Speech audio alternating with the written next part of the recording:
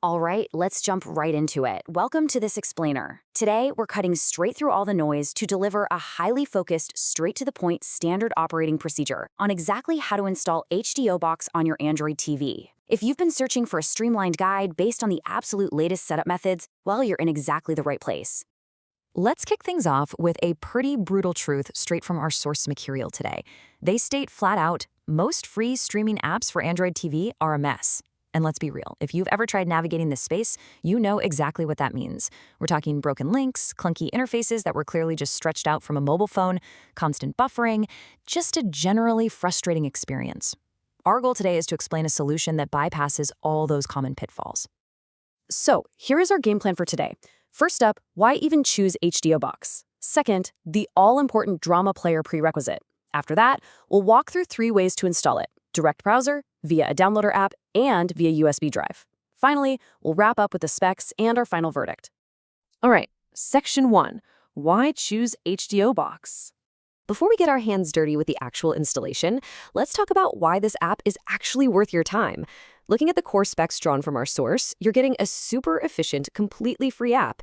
It's tiny, actually, just under 46 megabytes. Version 2.1.4 is the sweet spot right now, serving as the most stable build. And it plays perfectly nice with any device running Android 5.0 or higher. Yep, that includes Fire Sticks. But what really sets it apart? Well, for starters, adaptive bitrate HD streaming. Basically, it adjusts to your internet speed on the fly, so you aren't stuck watching a spinning buffering wheel. It pulls from this massive content library, literally everything from major Hollywood releases to anime. But the real game changer? Subtitles. You get dozens of languages, and you can switch them midstream without even pausing the video. Add in an interface that was actually designed to be used with a TV remote, plus offline downloading, and honestly, it's a powerhouse. Oh, and those ads? Completely manageable, not those constant annoying interruptions. Moving on to Section 2, the drama player prerequisite. Okay, I really need you to pause and pay close attention right here because this is the single most critical step in this entire explainer. HDO Box does not work alone. It completely relies on a companion video engine called Drama Player, specifically version 1.011, to actually process and play the video on your TV screen. Think of it like a giant puzzle. HDO Box is your library of movies, but Drama Player is the actual projector. You gotta have both. Which brings us to a massive warning. Seriously, I cannot stress this enough, because it's exactly where most first-time users mess up. Drama Player absolutely must be installed first. If you skip this, or you just get too excited and install them out of order, HDO Box is going to crash the second you open it, or your streams just won't load at all. Order of operations is literally everything here. Okay, Section 3. Install via direct browser. With that warning out of the way, let's look at the most straightforward method. This is perfect if you just want to use your TV's built-in tools. It's 5 easy steps. First, jump into your TV's security settings and turn on unknown sources, so your TV lets you install apps outside the official Play Store. Second, open up a TV browser. The source highly recommends TV Bro if you need one, and download both APK files from a trusted source. Step 3, go to your downloads and install Drama Player first. Step 4, install HDO Box second. And Step 5, just launch the app and you're good to go. Next up, Section 4, install via downloader app.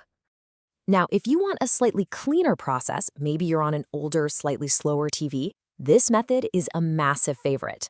First, grab the free Downloader by AFTV News app right from the Google Play Store. Next, you gotta unlock developer options. Just go to your device settings, find About, and tap your Android TV OS build 7 times. Then flip on USB debugging. For Step 3, you'll open that downloader app and punch some specific numeric codes right into the URL bar. And Step 4, you guessed it, always install Drama Player first, then HDO Box. So, what are those magical codes? When you're in the downloader app, first type in this exact sequence: 8543684. Hitting go on that code automatically fetches that required Drama Player file straight to your device. Then, the second you finish installing Drama Player, clear that search bar and type in 905358. That one goes and grabs the actual HDO Box app. Honestly, using these codes is a total lifesaver, way better than trying to navigate clunky web pages with a tiny TV remote. All right, Section 5, install via USB drive. This method is your absolute best friend if your TV's internet is dragging, or if you're playing tech support and setting up multiple TVs in bulk. Start on your computer. Download both APK files and toss them onto a standard USB flash drive. Then go to your Android TV and download an app called File Commander from the Play Store. Plug your USB drive into the TV, open File Commander, and navigate over to your USB storage. Just double-check that you've got unknown sources turned on in your settings, and then simply click to install the files right off the thumb drive. Drama Player first, HDO Box second. Boom, done. And finally, Section 6, Specs and Final Verdict. So the apps are installed. Before we wrap up this explainer, let's talk about what you actually need to keep this running smoothly. Let's talk bandwidth. Like I mentioned, HDO Box uses adaptive streaming, which is awesome, but it still has baseline requirements. Your internet speed totally dictates your picture quality. You absolutely need a strict minimum of 5 megabits per second just to run standard definition without tearing your hair out. But really, if you want that crisp, reliable 1080p HD playback, you should be aiming for a connection speed of 15 megabits per second or higher. And here are the final operational realities you should know about.